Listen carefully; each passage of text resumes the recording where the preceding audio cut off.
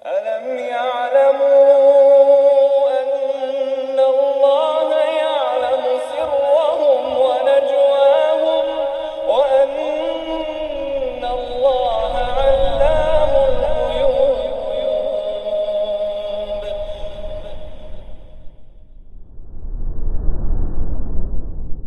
Bismillahirrahmanirrahim.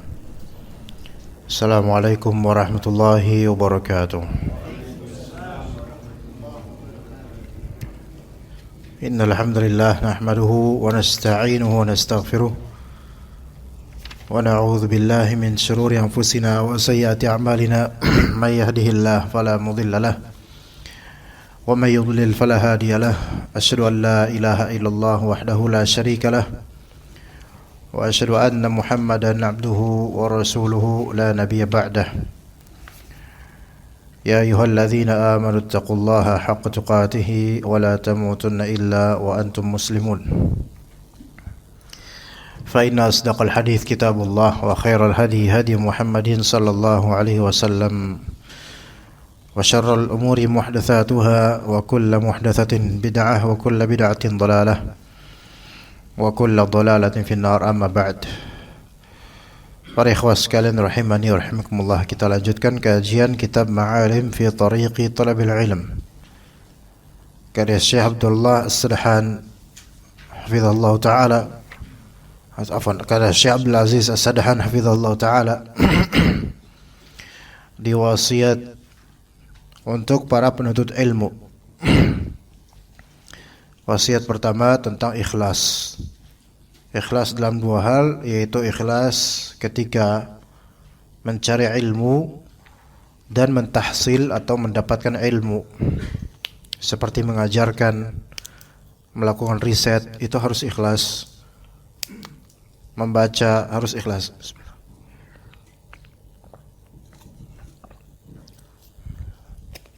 Kemudian al-wasiyah tsaniyah, wasiat yang kedua, qira'atul kutubil muta'alliqati bil ilmi wa bi talabil ilmi wa bi adabi talabatil ilm. Membaca kitab-kitab yang ada kaitannya dengan ilmu, ada kaitannya dengan menuntut ilmu. Jadi kitab kaitannya dengan menuntut ilmu, ya seperti kitab Ma'alim ini, dan juga ada para penuntut ilmu seperti kitab Ma'alim ini. Maka qiraah al-kutub, membaca kitab ilmu itu wasiat yang sangat penting. Karena amal ini adalah amal yang mulai berkurang drastis. Mulai berkurang secara drastis bagi para penuntut ilmu di masa kini. Dan ini hal yang berulang kali baik di majelis ini atau di majelis lain. Ya, ana nasihati diri ana dan juga para thalabul ilm, para salafiyin, agar termotivasi untuk menuntut ilmu dan membaca kitab, dan tidak menzuhudkan diri dari ilmu serta merasa qanaah tanpa kitab. Dan itu adalah musibah penuntut ilmu zaman sekarang. Ya, mungkin diantaranya adalah kita sendiri. Dikatakan di sini, wal faidatu min qiraati hadhihi al-kutubi annaha tubayyinu li talibil ilmi haqiqata qadrih. Faedah yang dapat diambil dari membaca kitab-kitab tersebut, yang dapat diambil oleh seorang penuntut ilmu dari membaca kitab-kitab tersebut adalah tabayyana li talibil ilm haqiqata qadrih, yaitu tampaknya hakikat kemampuan dia seberapa. Lianna ba'dana idza hafidha matnan aw qara'a kitaban aw kitabaini qad ya'tarihi min al-'ujbi ma ya'tarih. Karena sebagian dari kita, jika telah menghafalkan, ini hafal levelnya, jika telah menghafalkan satu matan atau telah membaca satu atau dua kitab, maka ia akan merasa ujub atau bangga diri. Jadi levelnya level bangga diri, bukan level menuntut ilmu hakiki. fa idza qara'a siyara ulaika al-afdhadhi 'urifa qadra nafsihi. Jika ia membaca sejarah para penuntut ilmu dari kalangan salaf, maka ia akan mengetahui kemampuan dirinya sendiri seberapa. Wa 'urifa annahu ma balagha syai'an bin nisbati lima balaghu. Dan akan diketahui bahwa ia belum mencapai apapun dibandingkan dengan apa yang telah mereka capai di ulama zaman dulu dengan sirah mereka dan perjalanan mereka bersama kitab-kitab. Enggak ada apa-apanya kita. Walidha lizaman alaina an naj'ala li anfusina hadzan min qiraati hadhihi al-kutub. Oleh karena itu lazim bagi kita untuk membaca kitab-kitab tersebut, yaitu kitab-kitab yang berkaitan dengan ilmu, faedahnya dan tata cara menuntut ilmu dan adab-adab menuntut ilmu. Maka hendaknya kita apa? Lazim untuk membaca kitab-kitab tersebut. Hadza idafatan ila ma fiha min al-fawaid allati tub'athu fi nafsi at-talibi himmatun wa 'azimah. Hal ini disandingkan pada faedah-faedah yang terdapat pada kitab-kitab itu yang mampu membangkitkan allati tab'athu fi nafsi at-talibi himmatan wa 'azimah, yang akan membangkitkan diri seorang penuntut ilmu untuk lebih bersemangat. Ya, dan sebenarnya kajian-kajian yang ada di santri-santri ini untuk kitab ini kajian yang dibutuhkan oleh banyak sekali para penuntut ilmu untuk mengetahui tata cara jalan rambu-rambu penuntut ilmu, untuk menyemangati untuk terus menuntut ilmu dan tidak keluar dari koridornya. Dan juga untuk menghasilkan wa yazdadu biha raghbatan fi talabi wa tahsil, dan menambah keinginan untuk mencari dan mendapatkan ilmu. Di antara kitab yang masyhur tentang penyemangat untuk menuntut ilmu dan membaca kitab, yaitu kitab judulnya Al-Musyawwiq ila al-Qira'ati wa Talabil Ilm, yaitu kitab judulnya Al-Musyawwiq ila al-Qira'ati wa Talabil Ilm, karya Ali bin Muhammad bin Husain Al-Imran, yang akan Anda bacakan sebagai beberapa hal darinya insyaallah. Kitab ini kitab yang Masya Allah, di dalamnya ada ratusan faedah dan riwayat-riwayat atau kalimat-kalimat tentang bagaimana para ulama zaman dahulu. Ya. Kata Ibnu Hazm rahimahullah. Ibnu Hazm salah satu ulama mazhab Zahiri yang wafat pada sekitar tahun 456 Hijriah, beliau berkata dalam risalah beliau, Risalatu Maratibil Ilm, yang tergabung dalam sejumlah kitab Rasail Ibni Hazm, beliau menyebutkan di antara da'aimul ilm, di antara faktor-faktor ilmu bagi beliau al-istiktharu minal kutub, ya, yaitu memperbanyak kitab, memperbanyak kitab-kitab. Sebelumnya masalah at-taqlil dan al-istikthar dari kitab, yaitu memperbanyak dan menyedikitkan kitab, ini masalah nisbi. Sebagian ulama lebih memilih at-taqlil, menyedikitkan. Sebagian lainnya memilih al-istikthar, memperbanyak kitab-kitab koleksi. Dan Ibnu Hazm termasuk yang berpendapat memperbanyak koleksi kitab afdal. Sekali lagi ini perkara nisbi. Tidak semua harus seperti Ibnu Hazm dan pendapatnya, dan tidak semua juga harus seperti beberapa ulama yang hanya mencukupkan dengan ummahatul kutub yaitu kitab-kitab induk dan beberapa penjelasannya.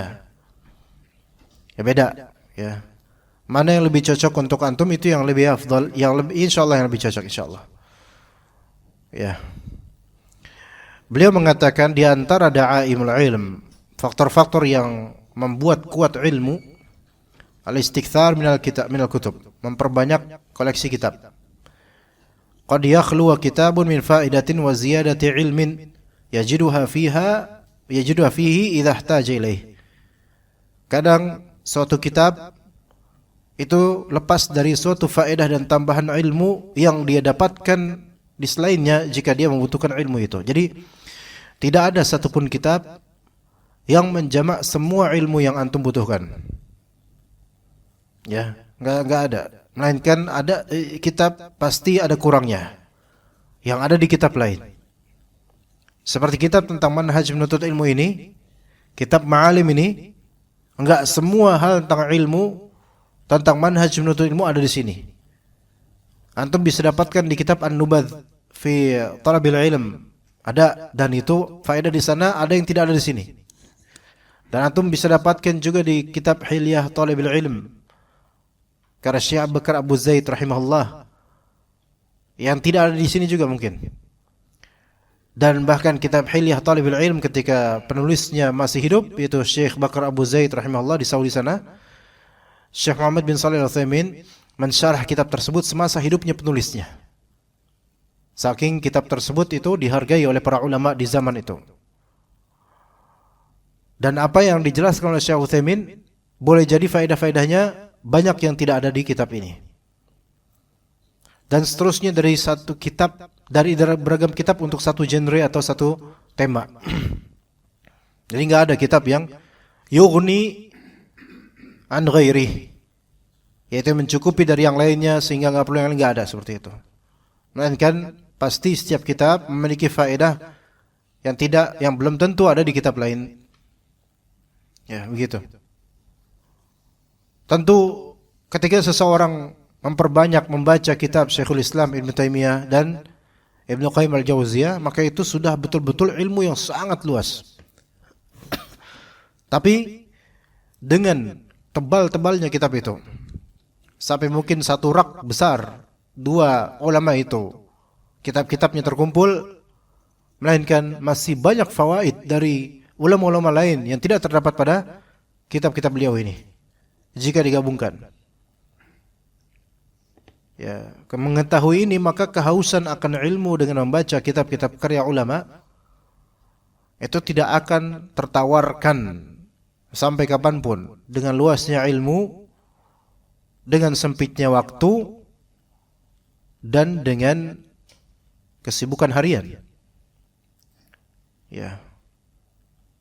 Berarti ilmu ini masih sangat luas, terlalu luas, seperti lautan yang antum tidak ketemu tepiannya, antum tidak bisa menginjak dasarnya. Sangat luas. Maka kitab ada faedah, dan semua faedah yang di kitab itu bukan berarti menjamak seluruh faedah yang di kitab lain. Bahkan kitab Al-Quran, kitabullah, kita perlu membaca tafsirnya agar kita memaklumi dan memahaminya. Taib, kemudian wala sabila ila hifdzil mar'i li jami'i ilmihi alladhi yakhtassu bih. Dan tidak ada jalan untuk seorang bisa menjaga, bisa menghafal, bisa menyimpan seluruh ilmunya di takhasusnya ini. Dan kata beliau, fal kutubu ni'mal khizanati lahu idza tulib. Kitab-kitab itu adalah sebaik-baik rak jika digali. Jika antum menuntut ilmu, maka sebaik-baik penyimpanan adalah kitab.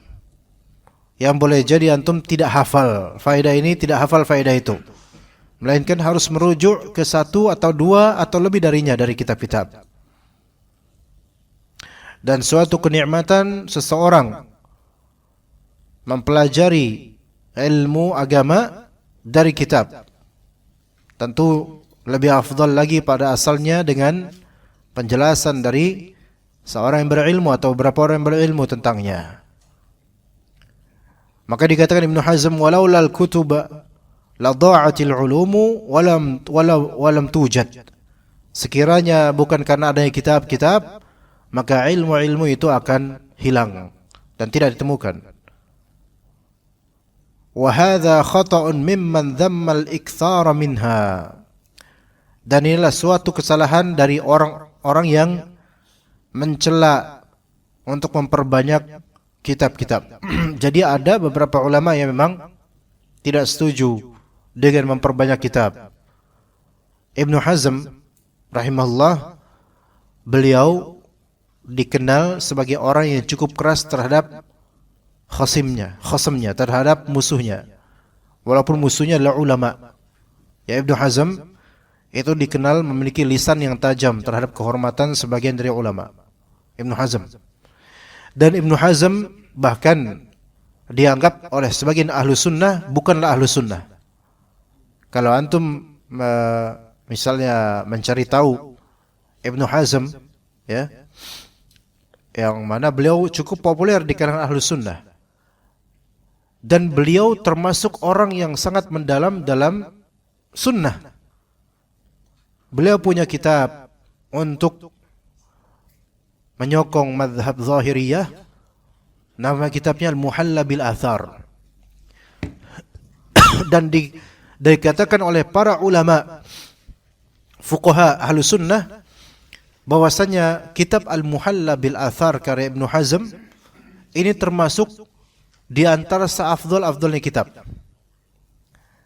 Kendati pun demikian, kitab Al-Muhalla Ibnu Hazm Al-Andalusi ini la yu'addu min ahli sunnah, tidak terkategorikan sebagai ahli sunnah.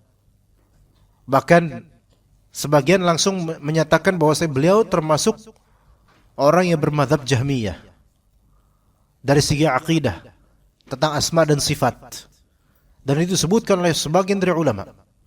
Maka jangan kita terpedaya dengan sebagian dari ulama ahlu sunnah menukil kalimat-kalimat Ibnu Hazm dalam beberapa masalah fiqih dan dalam beberapa masalah sunnah.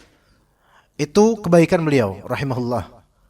Tapi dalam masalah akidah antum akan dapatkan tidak, hampir jarang sekali ahlu sunnah, ulama ahlu sunnah menukil pendapat Ibnu Hazm, karena Ibnu Hazm termasuk ulama yang memiliki penyimpangan dari segi akidah, terutama tentang asma wa sifat. Ya begitu. Antum mungkin sering dengar Ibnu Hazm ya. Tetapi Ibnu Hazm, banyak ulama Ahlus Sunnah tidak mengkategorikan beliau sebagai Ahlus Sunnah karena adanya penyimpangan di masalah asma wa sifat dan beberapa hal dan poin akidah. Ya. Dan beliau juga dengan fadlihi wa jalil ilmih, dan keutamaan dan keunggulan ilmunya serta hirsnya, semangatnya terhadap sunnah, beliau memiliki lisan yang cukup tajam terhadap kehormatan sebagian dari ulama yang tidak beliau setujui. Ya, bahkan kadang terang-terangan menyebutkan nama-nama ulama tertentu, dan kata sebagian ulama beliau memiliki su'ul adab, yaitu buruknya adab terhadap sebagian dari nama-nama besar yang beliau tidak setujui. Maka kalau kita mungkin melihat atau membaca beberapa lafal dari Ibnu Hazm agak keras, maka mungkin itu dimaklumi.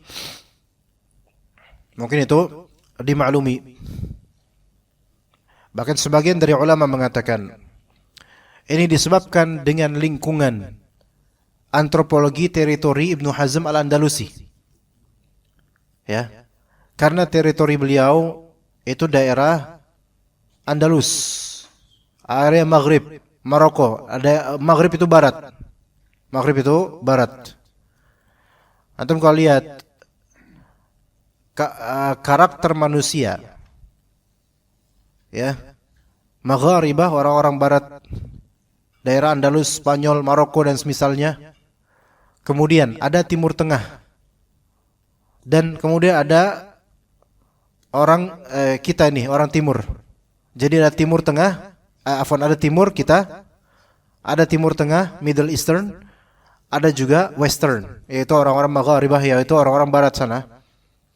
Yang ketika itu peradaban keislaman di era 5 Hijriah, 4 Hijriah di Andalus itu sedang subur-suburnya. Belum ditaklukkan oleh orang-orang kafir Nasrani. Nah, itu sedang subur-suburnya ilmu. Ya. Sementara Timur Tengah, bagi orang Timur Tengah keras gak ikhwan? Coba bagi kita nih orang Timur Tengah keras gak? Keras ikhwan. Keras. Bagi kita. Dan bagi Timur Tengah, orang Barat lebih keras lagi. Dari segi hujah, pendapat, logika, dan ini gontok-gontokan bisa. Maka antum bisa ngelihat ikhwan, di video-video perdebatan itu kadang dilakukan di tengah jalan. Yahudi lawan Nasrani, Nasrani lawan Islam, itu di tengah jalan ada argumen dan banyak orang yang menonton di jalanan. Kayak misalnya kalau di Car Free Day kita ada orang ngumpul terus debat gontok-gontokan tapi nggak sampai baku hantam nggak, ya.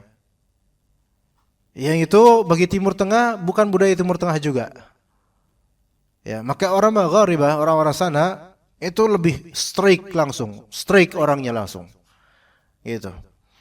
Taib yang paling ringan itu kita ini makanya paling lemes, iya. Keikut sana keikut sini.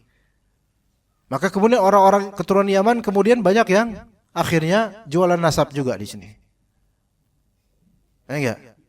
Laku enggak kira-kira di mereka di barat? Enggak laku ya, kawan. Enggak ada.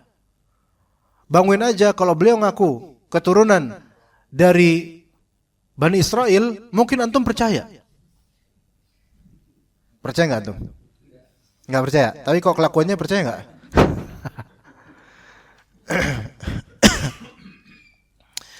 Maka karakter Ibnu Hazm di sini keikut dengan bagaimana orang-orang dari sana, orang Maghrib sana. Maksudnya begini, kok bisa Ibnu Hazm? Bukankah di sana banyak orang-orang Cordoba, ulama-ulama Cordoba yang disebut Al-Qurtubi. Al-Qurtubi itu banyak ulama Al-Qurtubi. Bahkan ini termasuk Al-Qurtubi juga bisa. Al-Qurtubi ahli hadis banyak, ada Al-Qurtubi ahli tafsir, ada beda-beda. Tapi kok lafal-lafal mereka woles gitu, baik-baik gitu. Tapi ini Ibnu Hazm beda sendiri. Limada? Kenapa ikhwan? Karena daerah Andalusia ketika itu dan Maroko Maghrib maksudnya, itu dikuasai mazhab Malikiyah. Mazhabnya Imam Malik dari Madinah. Maka teritori barat itu lebih cocok mazhab Maliki. Makanya kalau antum melihat asal-usul undang-undang Indonesia yang mengikuti barat, dan itu pada asalnya dari Belanda dan Perancis. Dan undang-undang Belanda atau Perancis itu mengadopsi dari kitab Mukhtasar Al-Khalil, dari kitab-kitab fiqih Maliki yang ada di teritori barat. Gitu. Jadi kalau antum lihat undang-undang UUD Indonesia ini banyak berasal mengadopsi dari Belanda dan bahasa-bahasa sebagian bahasa Belanda, ikhwan. Bahasa Belanda. Yang itu berasal juga dari bagaimana Perancis, yang mana Perancis pun bukan murni dari mereka itu undang-undang, melainkan adopsi dari beberapa kitab fikih jajahan mereka terhadap negara Muslim. Makanya Perancis juga banyak Muslim, orang-orang Afrika di sana. Dan itu ngambil dari kitab-kitab fikih kaum muslimin yang bermadhab Maliki. Maliki.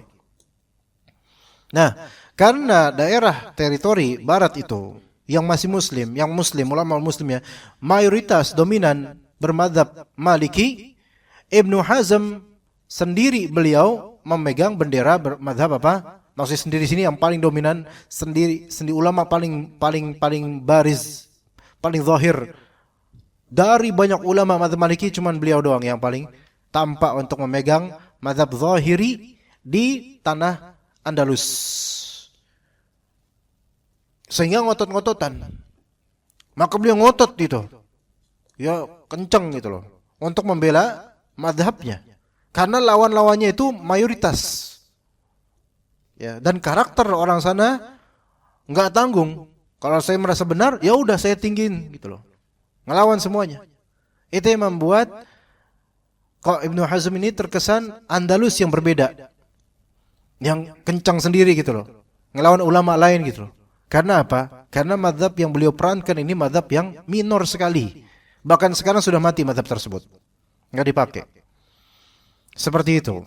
Itu sebabnya. Nah, beliau juga punya kitab tentang Al-Milal wan Nihal, yaitu tentang sekte-sekte agama, punya kitab. Beliau mempunyai banyak sekali kitab. Dan juga banyak kitab yang mafqud, yang hilang dari karya beliau yang hilang juga banyak.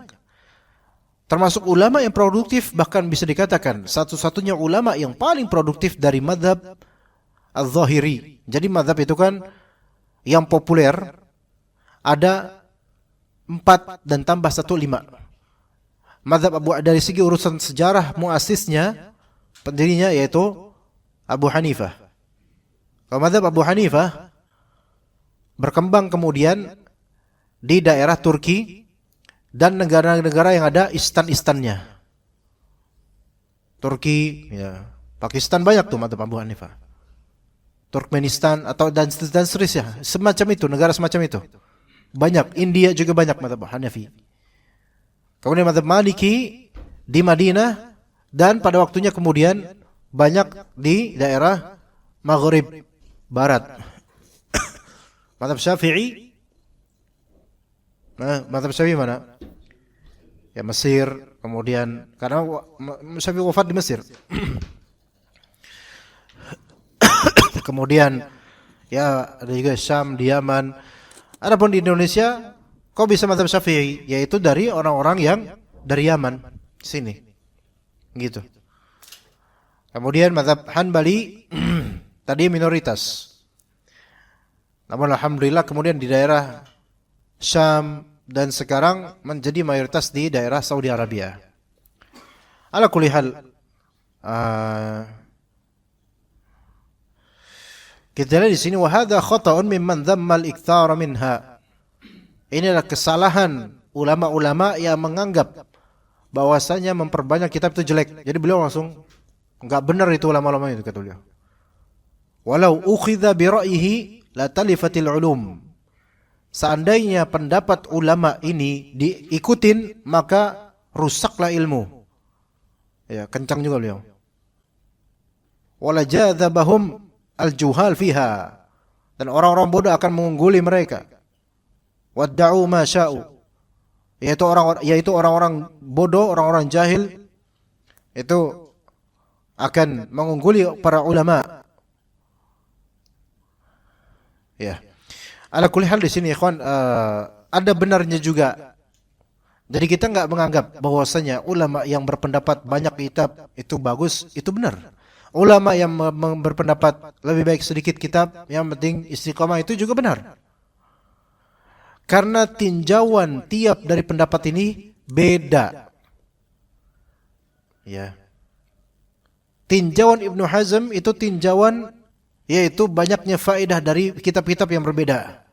Dan juga dengan menyedikitkan kitab. Kalau ulama-ulama menyedikitkan kitab, maka orang-orang jahil itu akan membalap mereka dan akan memperbanyak kitab-kitab jahil. Adapun ulama yang mengatakan mencukupkan dengan ummahatul kutub, kitab-kitab induk dan syuruhat dan kitab-kitab terpenting saja, ini juga tinjauannya benar. Karena kejadian juga terjadi banyak.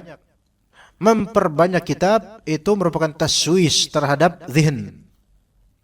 Yaitu merupakan bentuk taswish, yaitu mengganggu fokus. Ya, tidak fokus. Dan it happens. Itu terjadi pada sebagian dari orang. Jadi ada penuntut ilmu yang dia tidak cocok dengan banyaknya fasilitas dan kitab-kitab. Ada banyak. Terutama penuntut ilmu mubtadiin, pemula. Tidak cocok sama sekali untuk memperbanyak kitab. Tidak recommended untuk memperbanyak kitab. Cukuplah dengan yang sederhana dulu dan dia belajar ilmu mutadarrijan, yaitu apa? Bertahap. Baru ketika dia menjadi talibul ilm kabir. Penuntut ilmu besar, memiliki malakah ilmi yang cukup bagus, maka silakan mulai memperbanyak kitab. Ya. Adapun di awal-awal menuntut ilmu, apalagi nggak bisa bahasa Arab, maka cukuplah dengan kitab-kitab induk. Dan dia apa-apa merujuk ke kitab-kitab induk itu atau kepada ulamanya atau gurunya.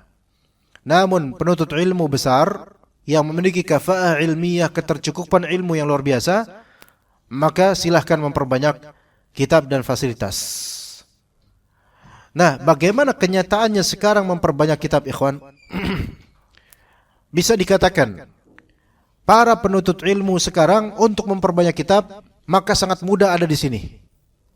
Di handphone, di laptop, di tablet. Muskilahnya adalah anta taqra' am la, itu muskilahnya.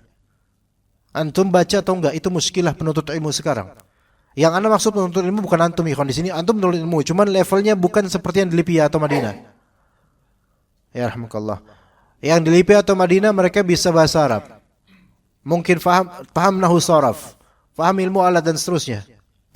Muskilah tullab fi zamanina an taqra' am la. Permasalahan penuntut ilmu di zaman sekarang yang punya ilmu itu baca atau enggak, masih baca atau enggak. Bahkan masalah ustadz zaman sekarang adalah antum sibuk ngajar, antum menuntut ilmu apa enggak, itu masalah sekarang. Safari dakwah sana sini, sehari berapa kajian. Kalau memang masih dengan siklus hidup sehari-hari, tetap nuntut ilmu, tetap baca kitab, tetap dekat dengan ulama atau mendengar penjelasan ulama, fabiha wa ni'mat. Artinya fabiha wa ni'mat, that's fine. Itu bagus. Tetapi kalau memfokuskan untuk dakwah, bikin pesantren, gali sumur ini, bikin pesantren, gali sumur ini, isi kajian sana, safari dakwah sana sini, dan tidak membekali diri dengan ilmu sehari-hari dengan membaca, menghafal, murajaah dan seterusnya, maka ini maghrur. Apa maghrur? Terpedaya. Ini levelnya level apa? Da'i, penuntut ilmu besar, ustadz. Jadi semua level ini ada kekurangannya dan aibnya masing-masing. Karena kalau misalnya da'i itu kan pendakwah, da'i itu kan menyeru, levelnya tuh makom atas gitu loh. Kalau da'inya tidak mencontohkan untuk menuntut ilmu dan tidak menjadikan ilmu ini hal yang betul-betul harus dicari terus menerus istiqamah, kalau da'inya tidak seperti itu, maka gimana penuntut ilmunya? Kalau da'inya hanya mencontohkan untuk reels video, bikin klip ini, bikin klip itu, bikin drama ini, bikin drama itu, mau jadi apa penuntut ilmunya? Mau jadi apa? Kalau da'i drama kayak sinetron hidupnya, masalah rumah tangganya, masalah hidupnya, kemudian disebar luaskan dan rajin selfie, mau jadi apa tolibnya? Mau jadi apa? Karena guru itu kan digugu dan ditiru. Digugu itu apa, Pak? Coba sejauhnya. Diikuti. Ya. Dan perjalanan hidupnya dititeni. Kalau misalnya yang ditampakkan adalah pribadinya, penampakan dia ngapain, minum diliatin, masuk WC pun jadi video, ngapa-ngapain jadi video, maka enggak heran kalau murid-muridnya kemudian jadi konten kreator semua, bukan jadi juru dakwah atau penuntut ilmu. Enggak ada tuh ulama dari zaman dulu sampai sekarang ulama rabbani yang mencontohkan hal-hal seperti ini. Kalau kita mau jadi self-centered, yaitu pengen menjadi orang yang jadi pusat perhatian, ini jadi artis aja, jadi selebriti aja, enggak usah jadi dai. Kasihan para penuntut ilmu, mereka cari ilmu bukan cari antum. Kita ini kalau antum nih nanti di akhirat, ana enggak ada gunanya sama buat antum, ikhwan. Ana enggak ada gunanya buat antum. Yang bermanfaat buat antum adalah iman antum dan amal saleh antum. La ughni anka minallahi syai'a. Fatimah aja dibilang gitu oleh Rasulullah SAW, ya Fatimah, la ughni anki minallahi syai'a. Saya tidak bisa menolongmu di hadapan Allah Azza wa Jalla sedikit pun. Itu levelnya Rasulullah, yang mana dia adalah self-centered, yaitu yang semua kiblat dari sunnah ke beliau sallallahu alaihi wasallam. Maka hati-hati kita belajar itu Jangan antum fokus ke pribadi ustadznya. Antum lihat dalilnya dia, antum lihat ilmu dan akhlaknya. Jangan dia khalas. Karena ketika antum banyak berharap pada fulan, ustadz fulan, segala tingkahnya antum titeni, kemudian antum tiru dan seterusnya, dan tanpa dalil, maka antum jadi fanatikus. Apa bedanya antum dengan kalangan-kalangan muta'assibin, orang-orang yang fanatik dengan gurunya? Yang mana gurunya salah, dibela sama antum. Gurunya bertentangan dengan dalil, dibela sama antum. Nggak bisa begitu, ilmu ini nggak boleh kayak gitu. Ilmu ini membutuhkan kejujuran. Ya, ketika kita menancapkan diri di dakwah atau di ilmu, maka ini masalahnya surga atau neraka sekarang. Bukan masalah banyak duit atau enggak saja, masalahnya surga atau neraka. Maka waspada di sini. Antum sekarang berusaha untuk menuju surga Allah Azza wa Jalla, mencari ridha Allah Azza wa Jalla.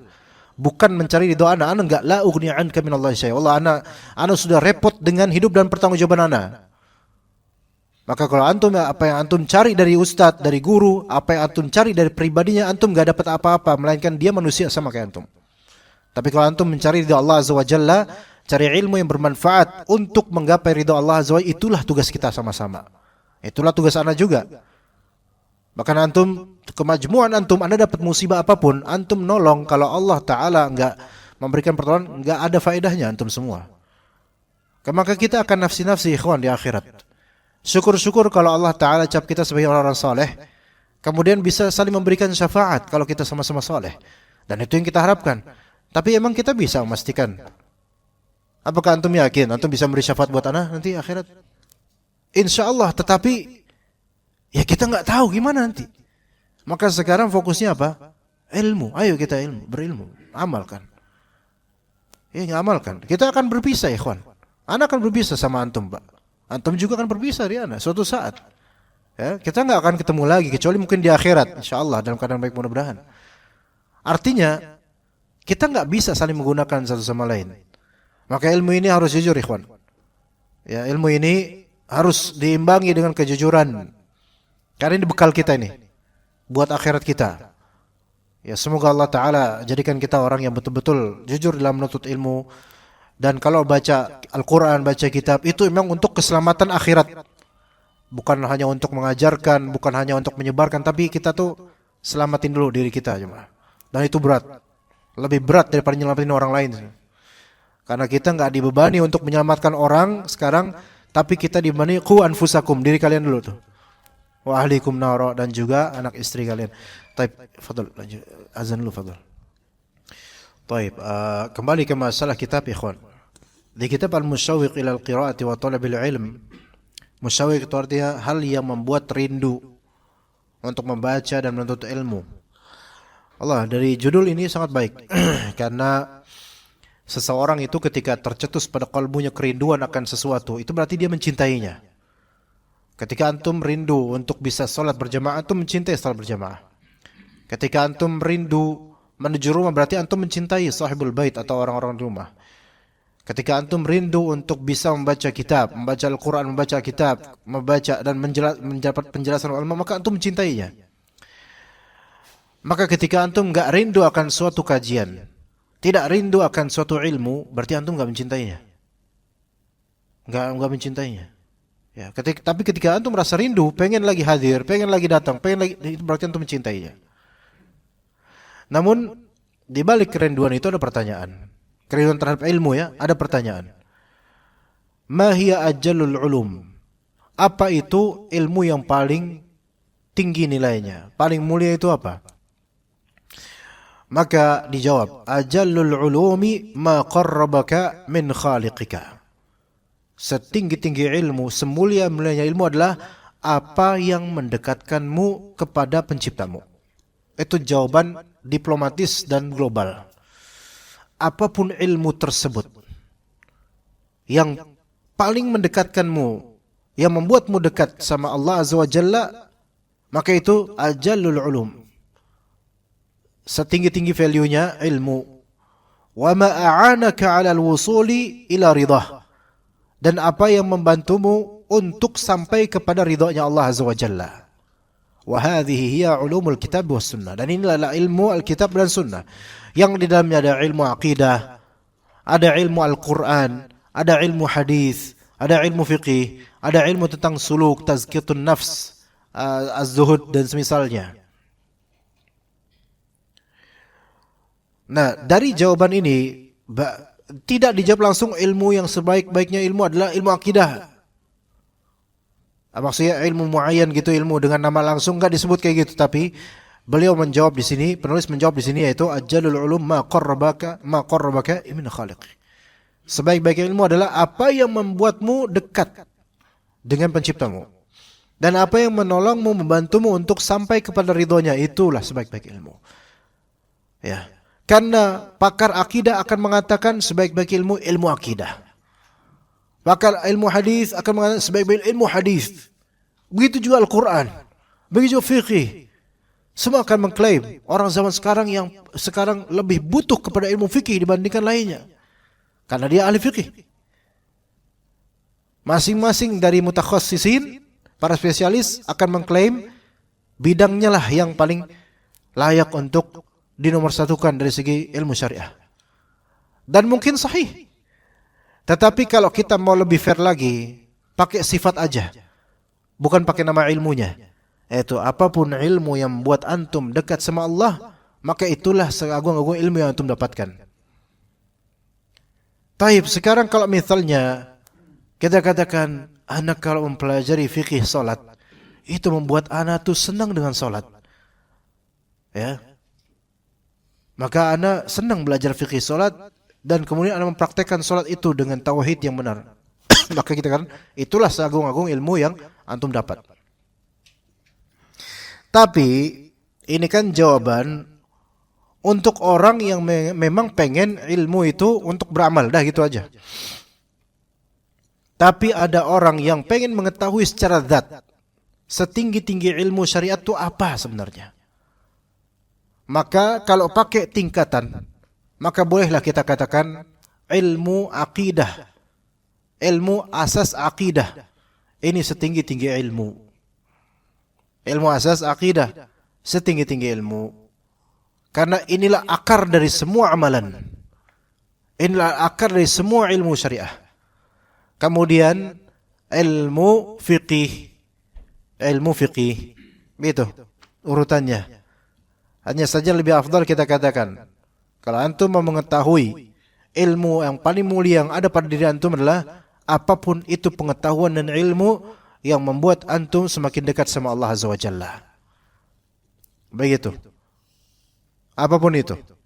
Dan Ibnu Hazm juga menyebutkan, beliau mungkin memahami bahwasanya para penuntut ilmu, mereka memiliki interest yang berbeda-beda. Memiliki ketertarikan dan minat yang berbeda-beda. Tabiat mereka berbeda-beda. Maka ketertarikan juga mungkin berbeda. Maka dikatakan oleh Ibnu Hazm rahimahullah, man mala bi tab'ihi ila ilmin ma wa in kana adna min ghairihi fala yushghiluha bisiwah. Barang siapa yang dengan tabiat dirinya itu lebih condong ke suatu disiplin ilmu tertentu, walaupun disiplin ini lebih rendah daripada disiplin lainnya, maka janganlah ilmu lainnya membuatnya tersibukkan. Faham gak ikhwan? Misal, antum ada interest khusus di fikih muamalat. Ada enggak para penuntut ilmu yang lebih cocok, yang lebih condong ke situ gitu? Ada. Ya, bahkan di Lipia sekarang kayaknya udah enggak lagi, enggak tahu deh. Di Lipia itu ada jurusan khusus fikih ekonomi syariah. Kayaknya sekarang udah enggak ada atau gimana, enggak tahu, lupa. Kata mereka ada, bilang enggak ada, udah enggak ada lagi. Ekonomi syariah. Ya. Maka bagi Ibnu Hazm, kalau memang antum interestnya di situ, walaupun fikih ekonomi syariah ini lebih rendah dibandingkan ilmu akidah. Oke? Maka jangan sampai ilmu lainnya, entah akidah, nahwu sharaf, kemudian fikih ibadah atau ilmu tentang mustalah hadis, ilmu tentang rijal dan sanad, jangan sampai ilmu lainnya itu membuat antum tersibukkan dan menjadikan ilmu yang antum ini fokus dengannya jadi buyar. Itu maksud Ibnu Hazm. Ya, dan ini saran ini ada benarnya, betul. Karena tidak semua penuntut ilmu mutafanninun. Tidak semua penuntut ilmu itu bisa menjamak seluruh dari bidang-bidang. Bahkan kebanyakan dari penuntut ilmu itu mereka berjibaku dengan apa yang mereka suka saja. Apa yang mereka interest padanya. Kebanyakan penuntut ilmu begitu. Dan kebanyakan teman-teman Anda pun dari para asatidzah dan juga beberapa dari thalabul ilm, mereka itu lebih ke dominan ke apa yang mereka suka aja. Gitu. Ya. Maka itu kalau misalnya antum lebih condong ke fikih mawaris. Bukan marawis, mawaris. Ini fikih apa? Fikih mawaris ini hukum waris. Ya. Maka fokus di situ. Jangan ilmu-ilmu lain membuat antum tersibukkan sehingga buyar fokus antum. Nah, ini ada benarnya. Hanya saja bukan berarti ketika antum mengkhususkan dengan interest yang antum suka dengannya, kemudian ilmu-ilmu lain terbengkalai akar-akarnya. Ini salah. Ini salah besar. Ya, ketika penuntut ilmu itu ada yang mutafannin, ada yang mutakhasis. Mutafannin itu berarti dia menguasai bidang-bidang. Mutabahhir fil ulum gitu loh. Melaut dari segi ilmu untuk beragam bidang. Jadi untuk akidah faham betul dan punya nafas yang panjang di bidang akidah. Tafsir juga faham dan punya qiraah yang mutawwalah dalam masalah akidah, bacaan panjang dalam masalah tafsir, juga masalah hadis. Juga punya nafas yang panjang dalam masalah fikih, punya riset yang mendalam. Maka enggak semua penuntut ilmu bisa gini, enggak semua, bahkan ini jarang. Enggak semuanya. Nah, ketika yang seperti ini langka, jarang karena butuh kecerdasan. Butuh tanzim al-waqt, butuh pengaturan waktu yang baik. Maka kebanyakan dari penuntut ilmu itu kepada apa dia condong, disitulah dia fokus. Dan ini yang namanya mutakhasis. Mutakhasis yaitu spesialis kalau bahasa kita. Ya, spesialis, ya.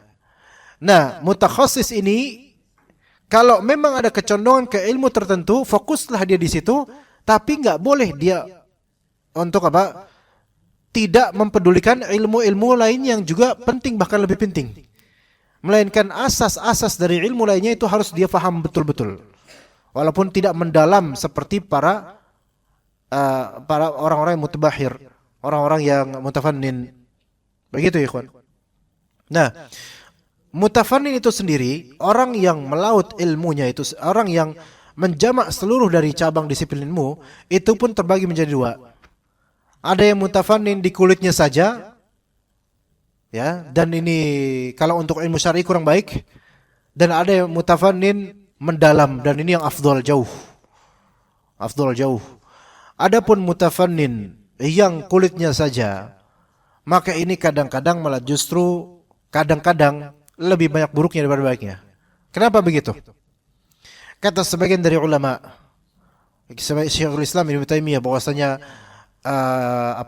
ilmu ini rusak gara-gara faqih setengah faqih, ahli nahu setengah nahu, ahli akidah setengah akidah. Jadi apa-apa setengah-setengah sehingga ngawur fatwanya gitu loh.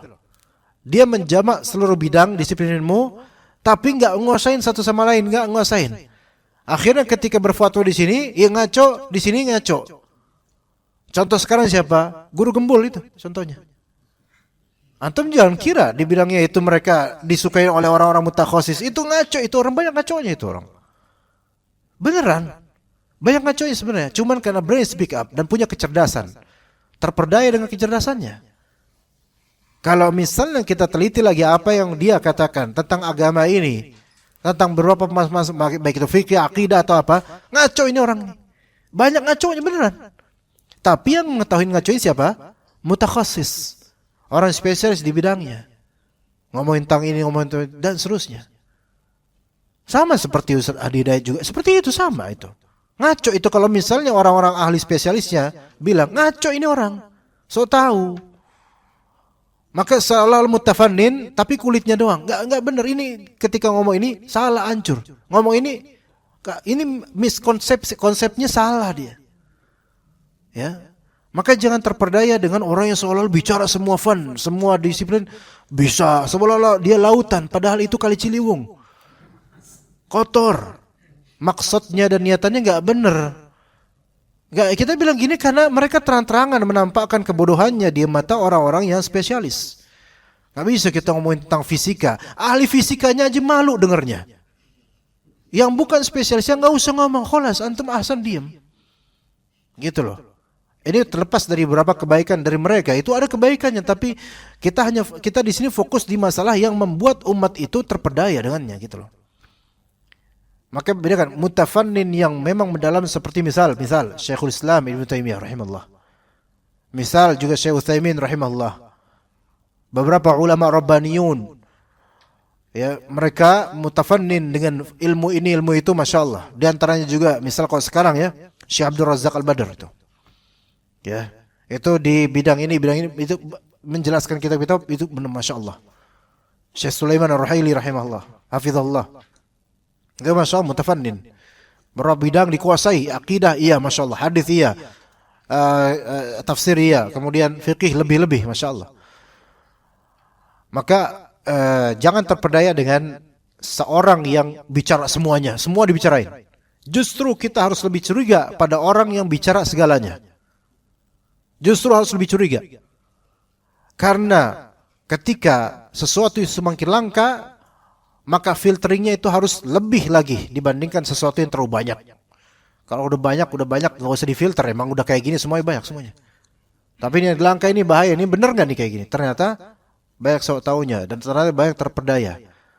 Ya, maka menuntut ilmu ini imma antum dari syekh yang mutafannin dan terbukti dia mendalam di setiap bidang-bidang itu, atau kepada mutakhasis. Mana yang lebih afdol?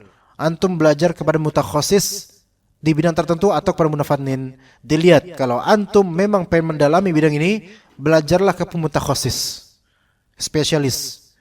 Ya, dan tidak bisa disamakan istilah ini dengan istilah dokter umum dengan dokter spesialis.